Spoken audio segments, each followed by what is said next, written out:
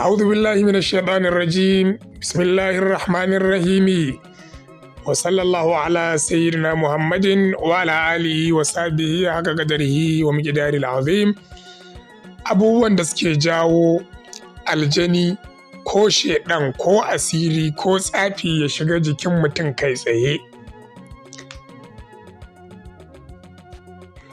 Idan kana aikata ɗaya daga cikin waɗannan abubuwa da zan ambata, to ka sani a kowane lokaci aljani zai iya shiga jikinka. Saboda haka sai ka kiyaye. Wanda ya rubuta wannan rubutu kuma yake karantawa 'yan uwa masu sauraro, wai ana ce masa Dr. Hafiz Muhammad Shuwaki. Nambobinsa na WhatsApp 081 4461 3030 ko kuma 080 22 999691. Daga cikin abubuwan da yake sawa aljani ya shiga jikin mutum, mace ta rika bayyana tsiraicinta a fili, ta rika saka matsatsin kaya ne, ɗamamman wando ne, a'a ta fito da gashinta, wato wani ko dai ta sa wasu kaya da za su bayyana jikinta ko ƙirjinta ko bayanta. Wai ita a wajenta ta yi haka ne domin ta ja hankalin samari, ko ta riga daga muryarta tana kwararrasa kowa yana ji, ko ta zauna dai kawai da ɗan gyale an fito da tsiraici. Wallahi yin haka zai iya sawa aljini ya ganki ya ji yana so kawai ya shige jikinki. Domin shaidanin nan su ma fa suna da sha'awa kamar yadda 'yan maza suke da sha'awa.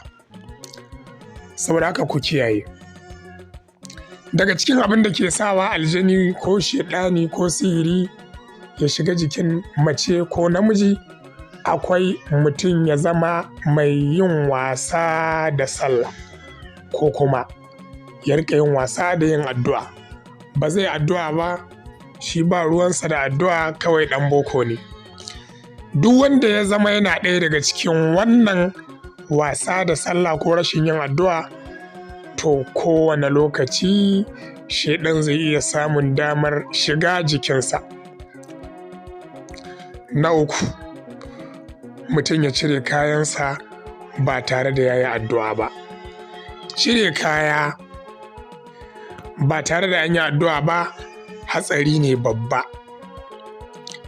Ko mutum ya kwanta a ɗakin bacci tare da kaya masu nuna tsiraicinsa, ko da namiji ne, ko kuma da kayan bacci wanda dai bai kamata dai kowa ya gani ba, kuma bai addu'a ba.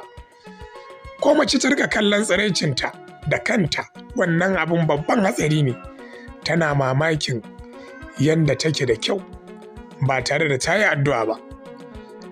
Ko kuma mace ta kaɗai ta rika ta yi ta cewa wallahi ina da kyau, ai ina da gashi, ai ina da kaza, daman haka jikina yake. Kai, gaskiya ni kyakkyawa ce. Ko da mata aure ce, faɗin wannan a ɗaki ke kaɗai yakan iya sa shaiɗanin da suke kusa da ke kawai su afka jikinki.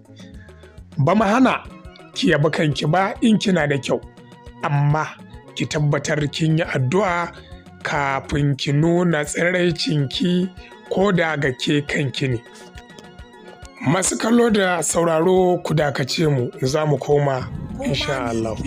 Kamar yadda na faɗa, muna rukiya ko ina a duniya, ba ma dole sai ka kawo mana mara lafiyan ba. In ka kawo mana masha Allah, in ma baka kawo ba shikenan za mu yi ta nan, to za a iya tuntuɓar mu. 081 44 61 00 ko a tuntube mu ta 0800 waɗannan lambobi da ana yin wasu. Daga cikin abubuwan da suke sawa aljini ko shaidani ko sihiri ya shiga jikin ɗan adam, mutum ya shiga banɗaki ba tare da ya yi addu'a ba, ko kuma mutum ya shiga banɗaki ya rika yin magana a cikinsa.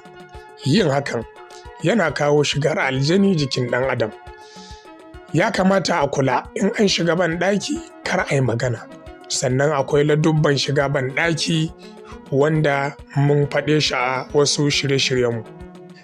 Abu na gaba, mutum ya daina ambatan Allah, ya daina yin zikiri.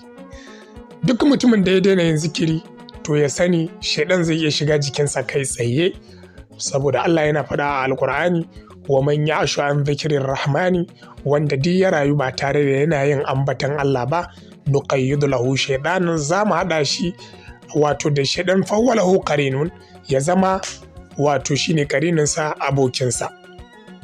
Allah ya ci gaba da cewa wa innahum la yasuddunahum anis sabili wa yahsabuna annahum muhtaduna. To kun ga kenan rashin yin ambatan Allah da zikiri yana sawa shaidan ya shiga jikin mutum ko aljani ko tsafi. Saboda haka sai a kula. Abu na 6, kaɗaita daga jama'a. Mutum ya rika zama wajen da ba kowa kuma ya daɗe a wannan wajen, sannan kuma bai addu'a ba. Wannan shi ma yana taimakawa aljani kai tsaye ya taho da gudu, sai dai ka ji ya shige jikinka ko ya shige jikinki. Daga cikin alamomin da suke nuna shaidanu suna tare da mutane shine mutum ya zama wato separated from the people, ko haka ake cewa, ya zama isolated, ya zama shi kawai ya yi isolation ɗin kansa, ya keɓe kansa shi kaɗai. To wannan babban kuskure ne. Duk mai irin wannan sai ya ƙoƙari ya gyara ya kuma daina. Daga cikin abin da ke sawa aljani ko shaidan ya shiga jikin ɗan adam shine mutum ya zama yana aikata laifi.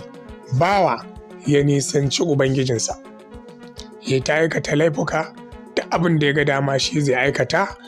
Duk mai yin haka ya sani aljani zai iya shiga jikinsa, shaidan zai iya shiga jikinsa, tsafi da sihiri take idan aka yi zai iya kama shi. Saboda Allah yana cewa inna ma sultanuhu ala allazina yatawallawnahu wallazina hum bihi mushrikuna. Ma'ana shaidan yana da damar ya shiga mutum wato jikin wanda ya kasance ya fandare daga dukkanin dokokin Allah. Abu na gaba, mutum ya sadu da matarsa ba tare da yayi addu'a ba. Musamman kai tsirara kai da matarka ba tare da ka ambaci Allah ba. Yin hakan yana sa shaidanu su shiga jikin mutum.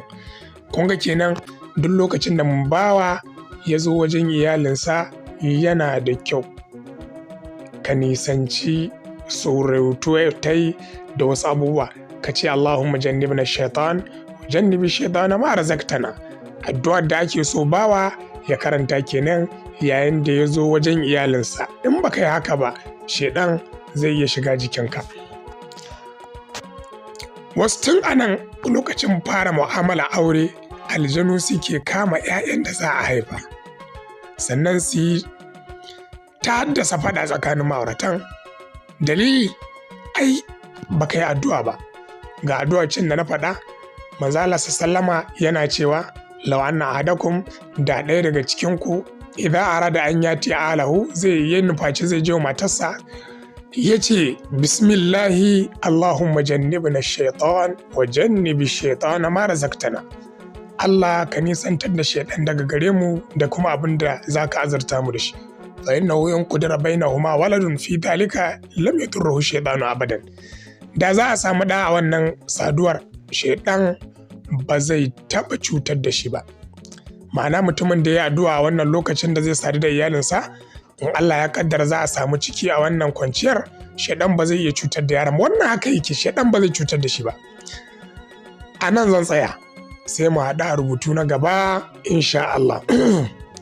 Don turo mana da tambaya sai a nemo waɗannan lambobi kamar haka: 081 44 61 3030 ko kuma 080 22 99 9691. Dr. Hafiz Mahmud Shuwaki yake wannan bayani, sannan kuma an ce da Allah a turawa al'umma wannan saƙo domin su amfana. Wassalamu.